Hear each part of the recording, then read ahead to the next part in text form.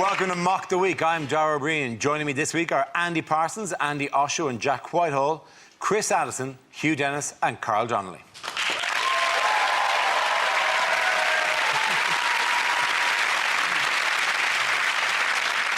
We start with a round called Headliners. Here's a picture from this week's Labour Party conference, but what does EMDB stand for? Is it how Ed Miliband was chosen? Eeny, meeny, dibble, bibble. Is it Ed, marvellous double-crossing bastard? David is threatening Ed and he's reminding him of something he used to do. Remember, Ed, make damp bed. Looking at the acting on David's face, is it Elder Miliband deserves BAFTA? Is it what David should have done the minute he was born? Eradicate my dad's bollocks. Is it Ernie marginally defeats Bert? Is it something to do with the way Ed's standing? Is it Ed Miliband disguises boner? I reckon it's just a headline from the Daily Mail, isn't it? Evil Marxist dictator bastards. I'm going to move towards the correct answer for Gavin. Does the E stand for Ed? Yes. Does the M stand for Miliband? Yes, it does. You're very Does good the at D this stand for David and does the B stand for Billy Band? Is it a bit of scandal? Is it Ed's mother is David's brother?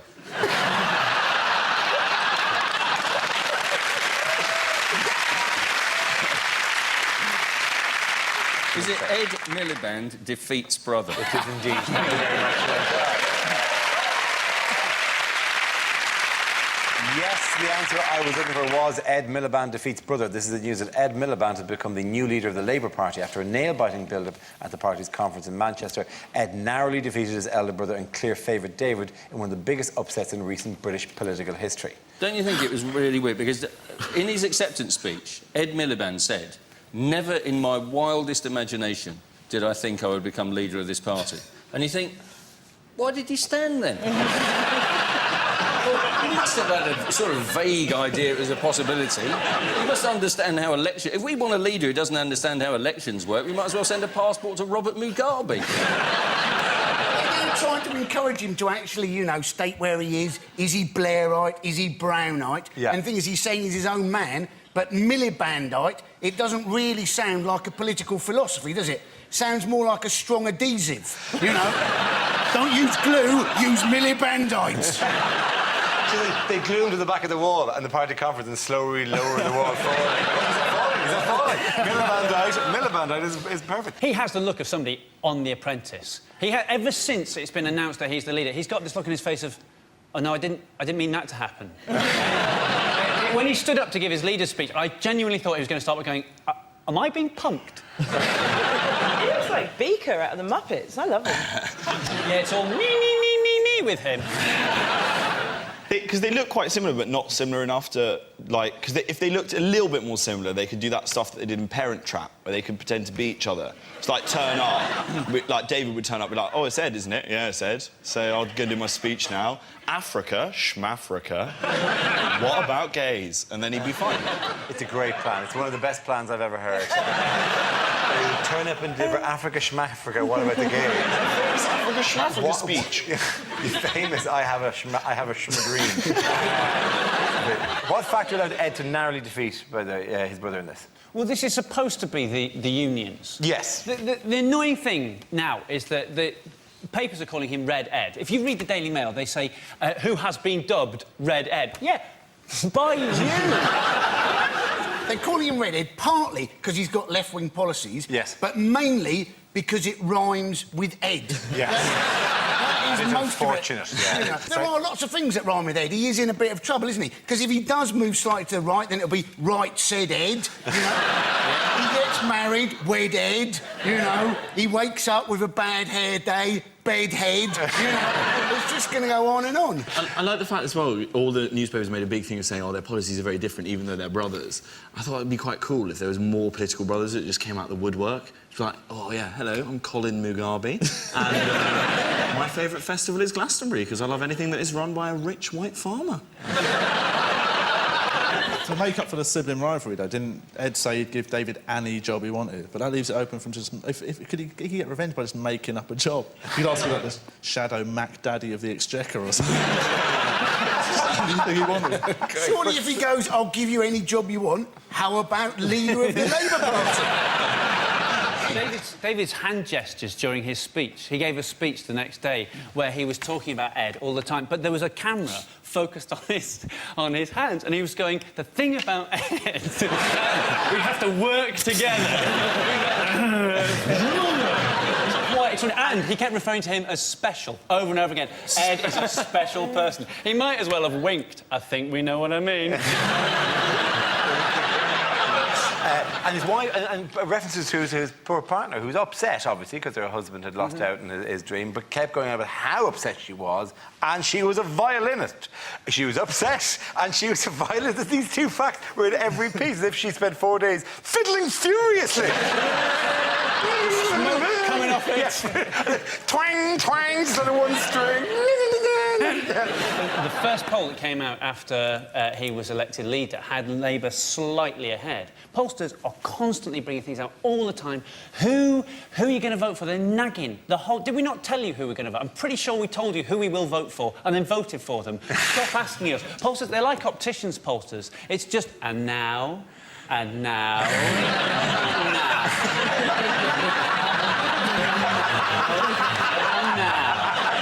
Shut up. In other news, what problems has the police been having with their e-fit pictures? Have you seen this? I have seen it. Yes, it is very good. Police in Hampshire released an e-fit. E-fit is like the new technologically advanced photo fit. Have you seen this man picture? And they released one during the week, the Hampshire Constabulary, of a burglar who stole £60 from an old woman's purse. And this was a picture. If you've seen this man, you should report it.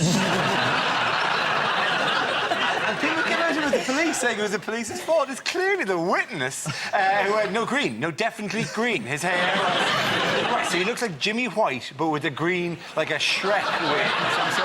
Some sort of like dressed as the Joker broke into your house. All you can say to that, though, if you're a bald man and a robber, get yourself an iceberg lettuce, hold it behind your head, and only attack very short-sighted people. People might have green hair.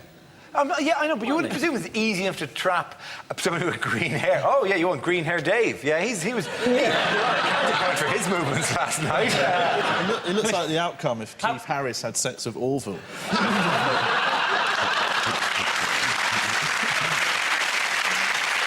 There's loads of... You can. Can I sing me song now? Whatever, please yourself. And apparently they still can't find the man, but my suggestion would be that he's lying low in some allotments. At the end of that round, the points go to Chris Huron-Card.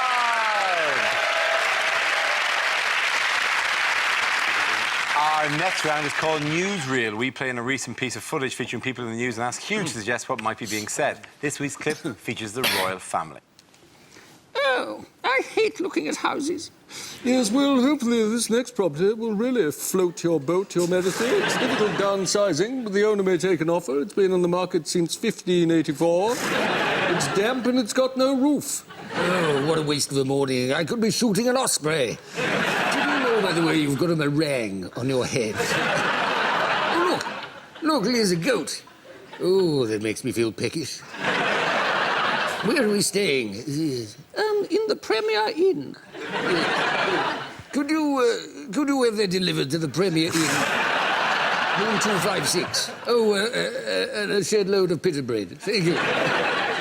Where is Philip? Where is he? I need to talk to him about the ensuite.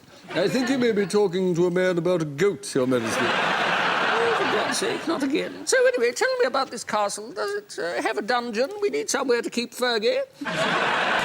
Oh, yes, they're bloody tasty. Slice them thinly, a bit of chilli sauce. Problem is, you're catching them. You have to drop on them from above. Yeah. Have you been banging on about goats again? No, not who? Me? No, not at all, no.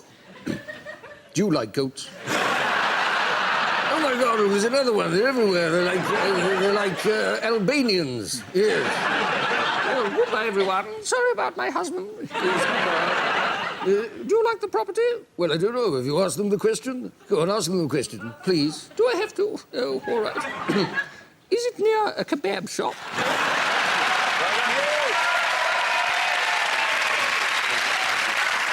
Now we play a round called Eat, Pray, Mock. This game involves Jack, Carl and Andy, so if you could make your way to the performance area, please. This round is a stand-up challenge. I launch a wheel of news, and wherever it chooses to stop, one of our performers must step forward and talk about that subject. The winner is whoever I think is the funniest. OK, here we go. The first subject is...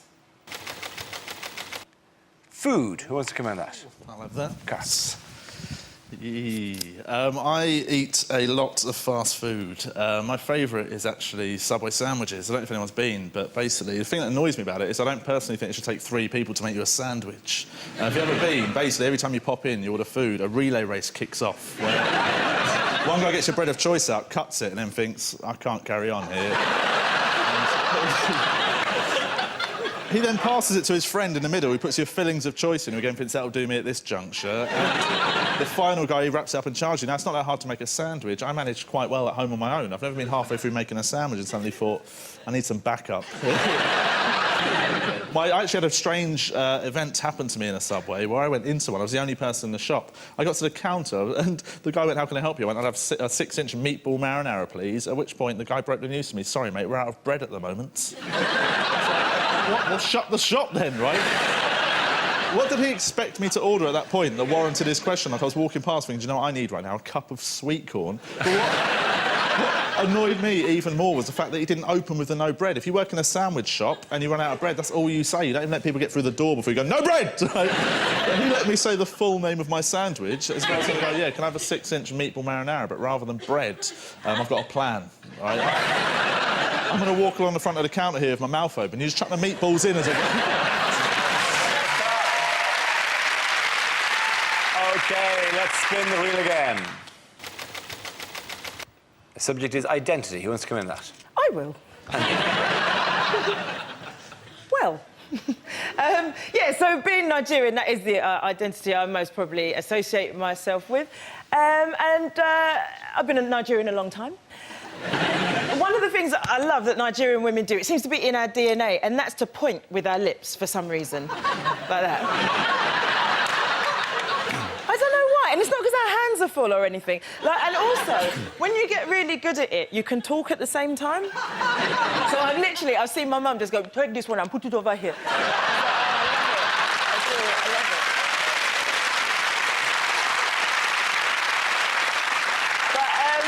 And Nigerian men are amazing. I love Nigerian men. But there's one thing about them, right, Nigerian men. They cannot answer a question straight. Like, they've got to answer a question with another question. So you could ask them something as simple as, what's your name?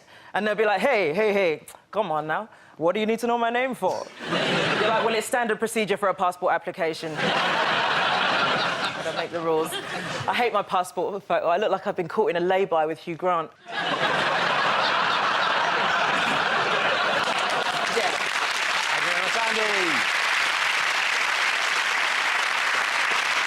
OK, that leaves us with Jack. Let's see what you've been left with. Let's spin the wheel. Topic is young people. They look pretty mischievous. No, I've been in trouble once or twice before because I say the wrong thing when I get intimidated. And I get intimidated quite a lot. Like the night bus, I think, is the worst. When you go onto the night bus and you go onto the top deck and there's all these youths sat at the back, like a pack of wolves, and their hoodies playing their music really loudly on their mobile phones. I found out the hard way, they don't like it when you make requests. I didn't know what I was doing. I was drunk. I turned round. The leader of the pack staring at me. He's like, hey, bruv, what do you want? Cheryl Cole, Fight for This Love. I panic. I say the wrong thing. Like, I did a student gig quite recently at the University of Warrington. It was quite a hostile environment. I went up on stage before I'd done any of my material. The big guy in the front row got up from his seat and was like, "Oi, mate, get on with your jokes. I came here for the comedy." And said, "No, you didn't. You came because you screwed up your A-levels."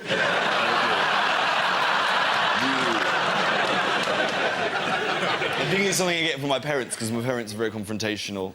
They're Pisces and Capricorns, obviously. They're always at each other's throats. I do all that zodiac thing, by the way, like, I don't get on with my sister's new boyfriend because I'm a Leo and he's a bellend. OK, points go to Andy and Jack.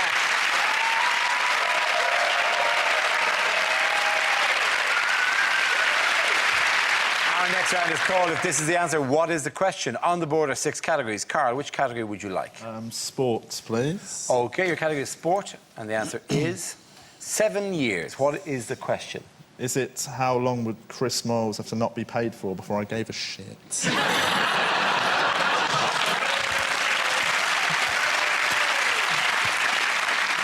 One of the largest spontaneous and heartfelt applause we've had. Is it how long is it since Eamon Holmes last saw his feet?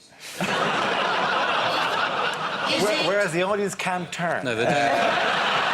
Is it how many years of good luck would you get if you broke Jeremy Clarkson's face? What is the average age of a construction worker at the Commonwealth Games?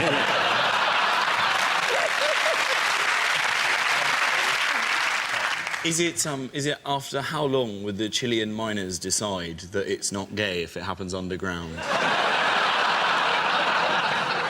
it how old is the Earth according to Sarah Palin? Is it how long does it take Dara to put a polo neck on?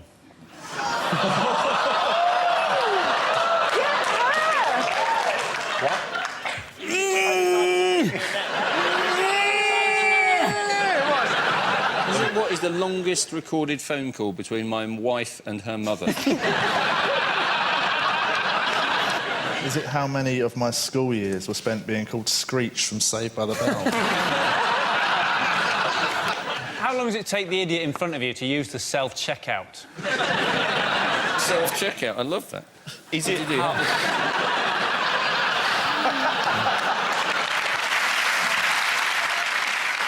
I tell you what, I'm in Tesco's and just going to check out the prostate. I think it's only in Lidl you're allowed to expose those sorts of things. Illegal item in the bagging area. Illegal item in the... Lidl bagging in the item area. Yeah. Can we get the correct answer, please? How long ago were the Indians aware that they were going to have to build the Commonwealth Games? That is absolutely right. Very good. Well done.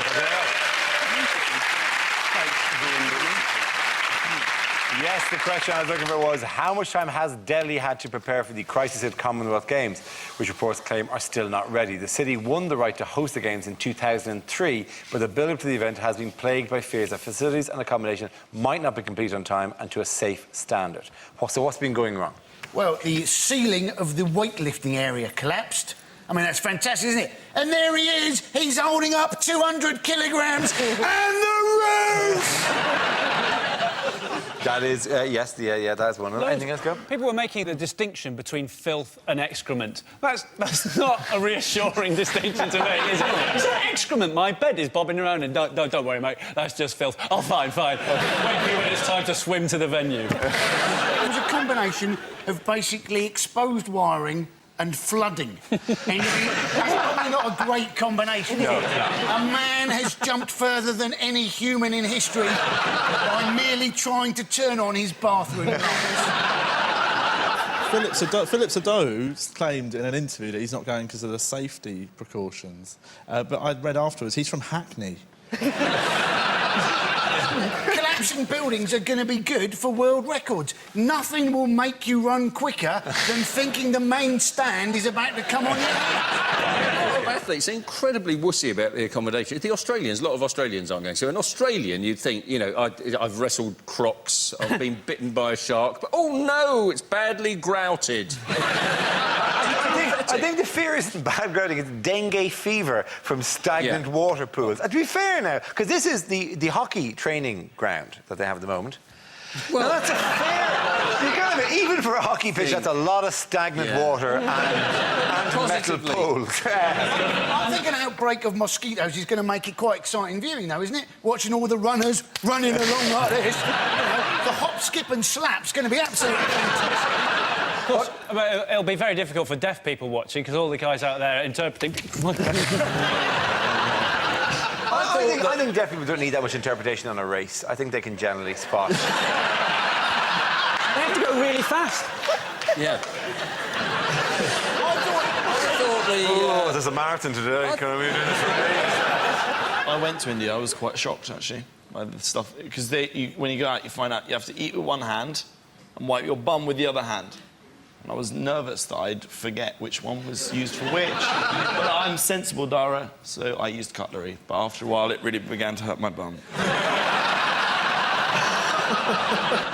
I think, though, for the Commonwealth Games, this presents a unique opportunity for boxers. It'll be the one and only time they can start off the competition as a heavyweight and by the end of the competition be fighting as a featherweight. That little bucket by the side of the ring is going to have seen more action than they've ever expected before. No!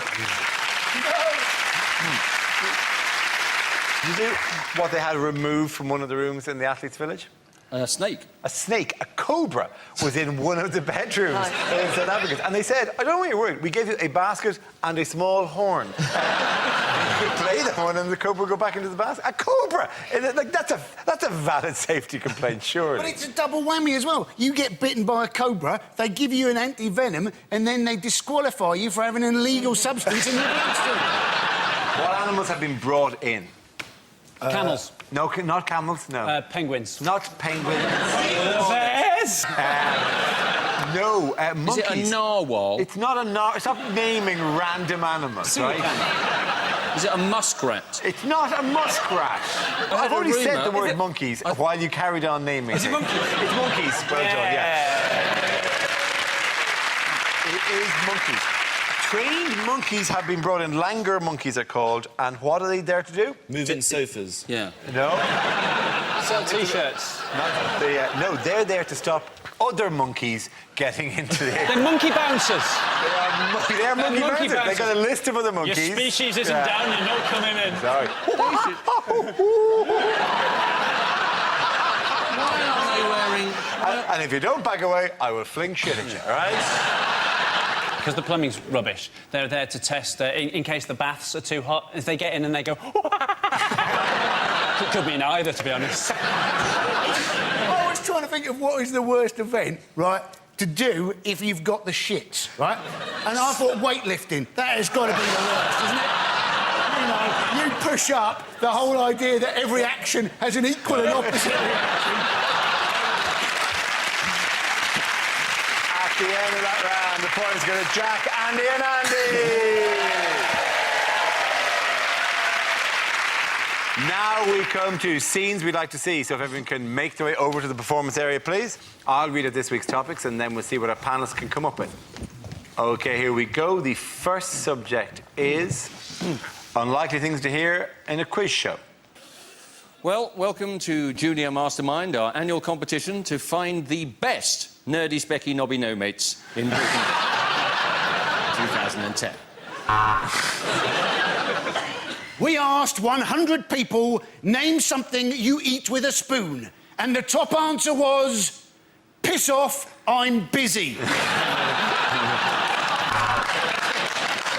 So, Nick Griffin, you were the weakest link in that round, and yet you chose to get rid of Rashid. Why?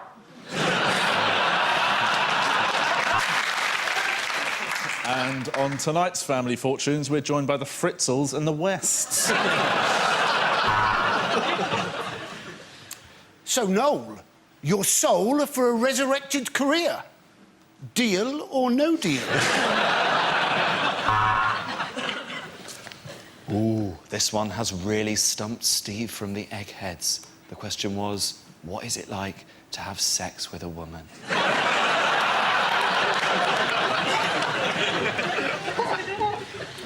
Welcome to Weakest Link Bankers Edition. You've banked nothing, scored nothing, and yet you still have a bonus.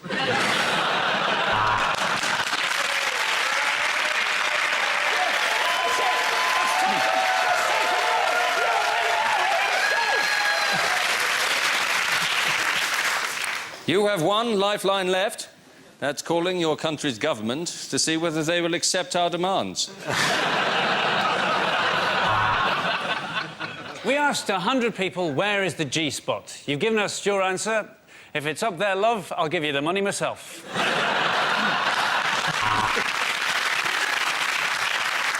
So this question for £100. What is your PIN number?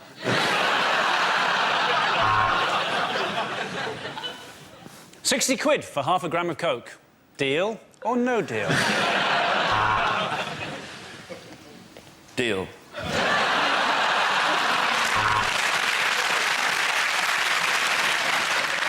I'm Dale Winton, and you've got to be in it to win it. And by that, of course, I mean my bottom. The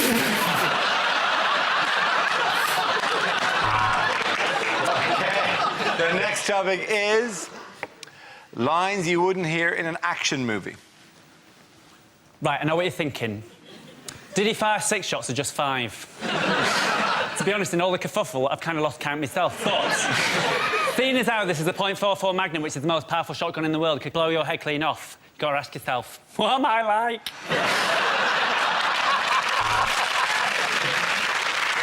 If I press this button, you will witness the worst thing you could possibly imagine. Channel 5.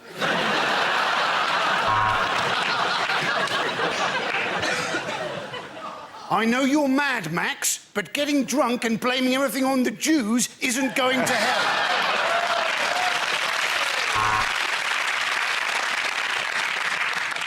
First, Mr. Bond, I plan to aim the giant laser at the world. And then, oh, fuck, this cat shot me again.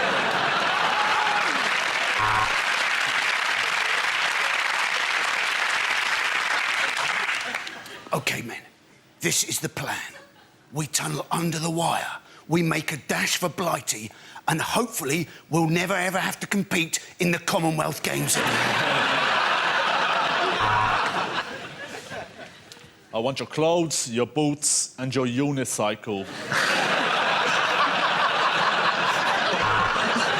There is a bomb on this bus, but we think we know who's got it. But if we get this wrong, we might look a bit racist. Batman, it's Catwoman. She says she's been thrown in a wheelie bin.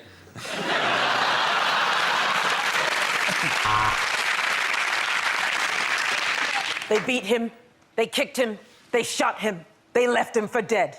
Now, he's dead. Now, listen to me, Bourne. If you're not back in 10 minutes, your dinner goes in the bin. And yes, that is an ultimatum.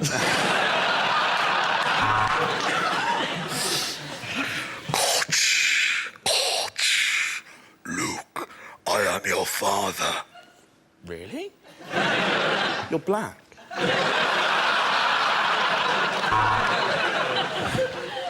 I'm Iron Man, doing what I do best. Ironing.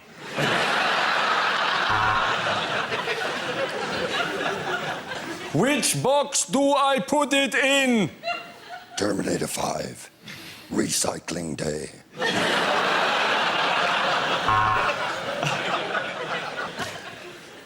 I am Maximus Decimus Meridius, commander of the Legions of the North, father to a murdered son, husband to a murdered wife, and I will have my vengeance in this life or the next. Gladiator! Ready!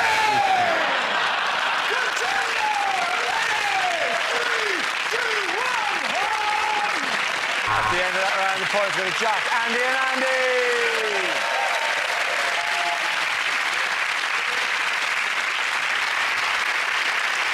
And that's the end of the show. This week's winners are Andy Parsons, Andy Osho and Jack Whitehall. Commiserations to Chris Addison, Hugh Dennis and Carl Donnelly. Thank you for watching. I'm Dara Green. Good night.